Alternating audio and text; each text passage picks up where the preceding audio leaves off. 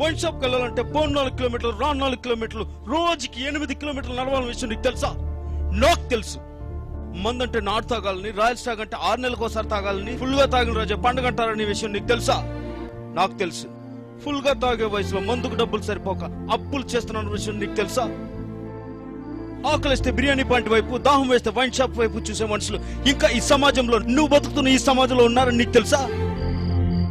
2 బీర్లు తాగిన కిక్ ఎక్కకపోతే ఆ బాధ ఎలా ఉంటుందో నువ్వు ఎప్పుడు అనుభవించావా? నేను అనుభవించా. రాత్రి ముందు ఎక్కువైపోయి హ్యాంగ్ ఓవర్ వల్ల కొన్ని టన్నుల బరువుతో నెట్టి మీద కొట్టినట్టు నీకెప్పుడైనా అనిపించిందా?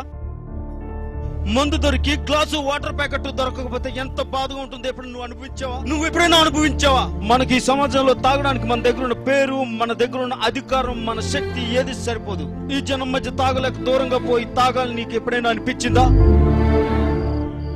వైన్ షాప్ ఎప్పుడైనా నీకు గుళ్ళగా కనిపించిందా? బీర్ పట్టుకుంటే ధైర్యంగా ఉంటుందని ఎప్పుడైనా నీకు అనిపించిందా? ఒక బీర్ తాగి ఇంట్లో దొరికిపోతే బాధ ఎలా ఉంటుందో తెలుసా? నీకు తెలుసా? అందుకే వైన్ షాప్ కి వెళ్ళాను, బీర్ కొనుక్కున్నాను, తాగుబోతునయ్యాను.